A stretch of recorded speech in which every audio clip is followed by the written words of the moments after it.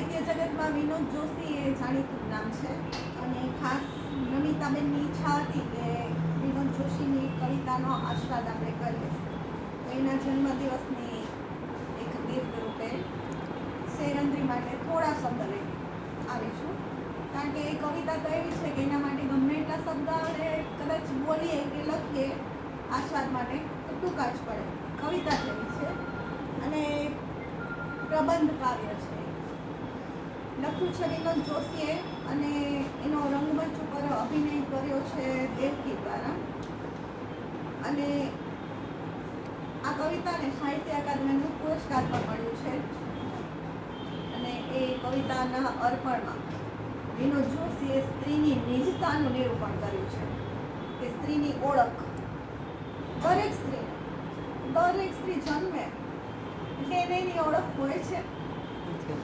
જ્યારે એની નારી વિચ્છેદ થાય ને ત્યારે એને સ્ત્રીમાંથી જાણે સ્ત્રીત્વનું વિચ્છેદન કરી નાખે કે જે સ્ત્રીત્વનું મતલબ એની ઈચ્છા ત્યાંથી તરત એ બીજા ઉપર નભતી કહેવામાં આવે એ રીતની એની ઓળખ થઈ જાય.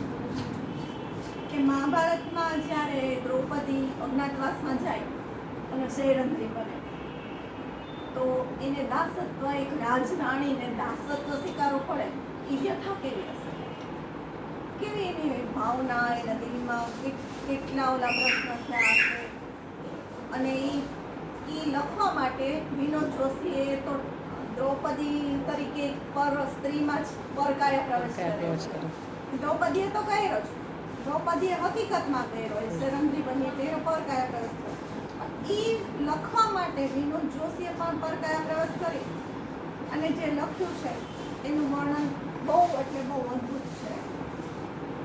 અને પ્રણવ પંડ્યાજીએ એનો આસ્વાદ રૂપે અમુક વસ્તુમાં એવું છે કે કોઈ પણ સ્ત્રી હોય એની સ્ત્રી જ દુશ્મન હોય. આપણે એવું જોવા મળે સમાજમાં સ્ત્રી જ સ્ત્રીની દુશ્મન છે. અને બધી સ્ત્રીને એક અજ્ઞાતવાસ હોય જ છે જે છુપો હોય. કદાચ કોઈને એટલે કોઈને કહી ન શકે પણ પોતાની જાતને ખબર હોય એ કોઈને કહી નથી શકતી. અને એની જે લાચારી હોય એ સ્ત્રી સમજી શકે. અને આપણું જે સ્ત્રીનું જીવન આમ જોઈએ તો પુરુષાર્થ છે ને કે બધી જગ્યાએ નાની હોય ત્યારે પિયર, મોટી થાય ત્યારે એ પ્રમાણે ધીમે ધીમે કુરુક્ષેત્રની જેમ આખું જીવન એક સ્ત્રી કે તમે દ્યુત રમો કે ન રમો પાસા ફેંકવા પડે એ નક્કી છે. એના ઉપર આખો કવિતાનું ઓલું લખેલું છે સ્ત્રી ઉપર કે પ્રગટ થવું ને જવું છુપાય, પ્રગટ થવું ને જવું છુપાય પડે વેઠી આ ચતુરાઈ. અને સ્વભરૂપ સંકેલી લઈને કેમ જીવવું અખંડ થઈને, અખંડ થઈને કોણ જીવે?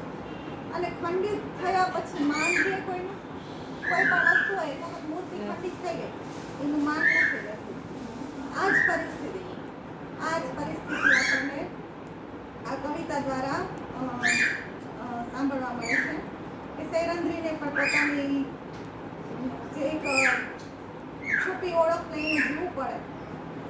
એને મનગમતું દ્રશ્ય નથી તોય પણ એ જીવે છે.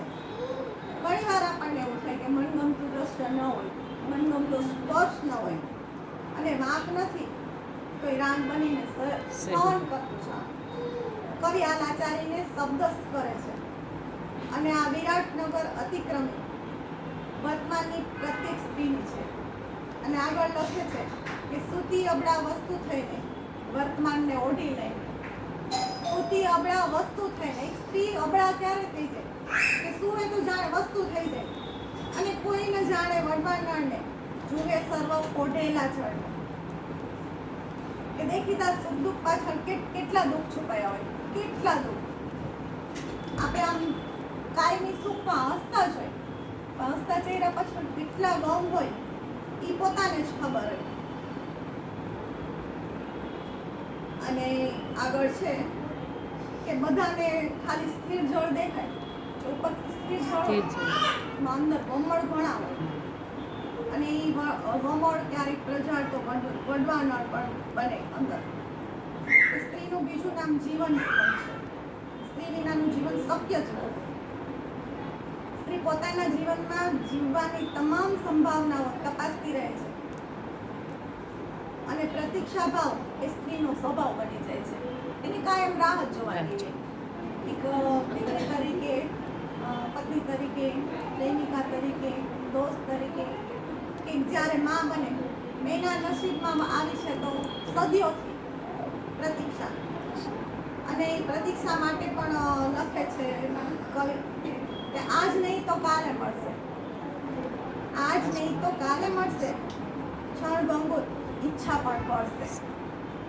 અનુચિત હો કે ઉચિત પરીક્ષા, સૌને કરવી પડે પ્રતીક્ષા. સૌને શાંતિ જોઈએ છે, પછી એ શેરંદ્રી હોય, સ્ત્રી હોય કે જીવ માત્ર હોય.